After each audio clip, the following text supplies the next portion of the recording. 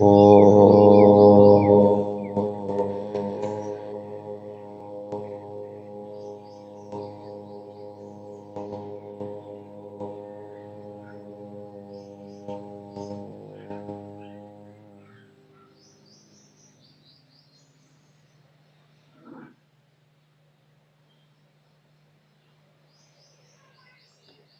समादरणीय धार्मिक सज्जन,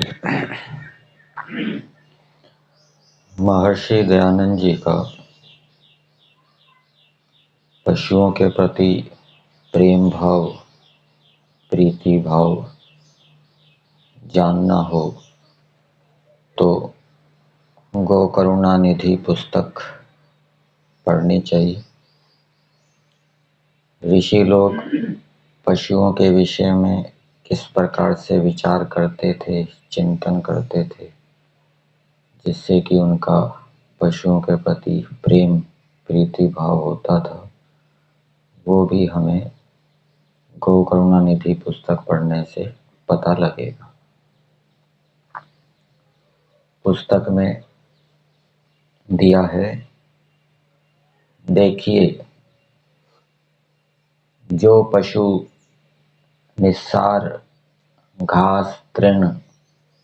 पत्ते फल फूल आदि खावें और दूध आदि अमृत रूपी रत्न देवें, हल गाड़ी आदि में चल के अनेक विध अन्न आदि उत्पन्न कर सबके बुद्धि बल पराक्रम को बढ़ा के निरोगता करें, पुत्र पुत्री और मित्र आदि के समान मनुष्यों के साथ विश्वास और प्रेम करें, जहाँ बांधे वहाँ बंधे रहें, जिधर चलावें उधर चलें, जहाँ से हटावें वहाँ से हट जावें, देखने और बुलाने पर समीप चले आवें, जब कभी व्याघ्र आदि पशु व मारने वाले को देखें, अपनी रक्षा के लिए पालन करने वाले के समीप दौड़कर आवें कि यह हमारी रक्षा करेगा, जिसके मरे पर चमड़ा भी कंटक अर्थात कांटे आदि से रक्षा करे, जंगल में चर के अपने बच्चे और स्वामी के लिए दूध देने के नियत स्थान पर नियत समय पर चले आवें, अपने स्वामी की रक्षा के लिए तन मन लगावें, जिनका अर्थात पशुओं का सर्वस्व राजा और प्रजा आदि मनुष्य के सुख के लिए है, इत्यादि शुभ गुण युक्त सुख कारक पशुओं के गले चूरों से काटकर जो मनुष्य अपना पेट भर सब संसार की हानि करते हैं,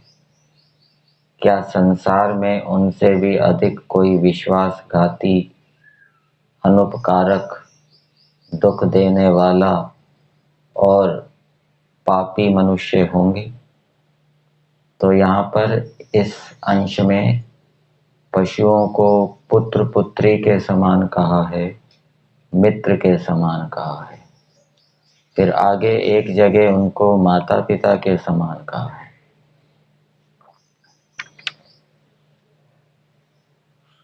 वहां पर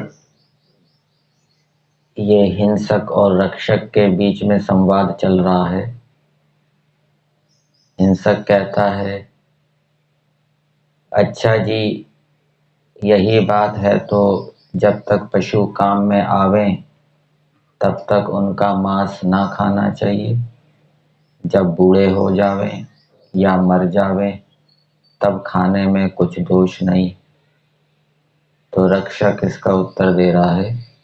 जैसे दोष उपकार करने वाले माता पिता आदि के वृद्धावस्था में मारने और उनका मांस खाने में है, वैसे उन पशुओं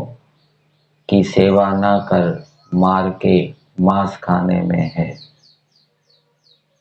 तो यहाँ माता पिता के समान कहा है उनको।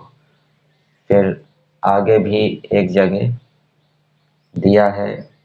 भला जिनके दूध आदि पदार्थ खाने पीने में आते हैं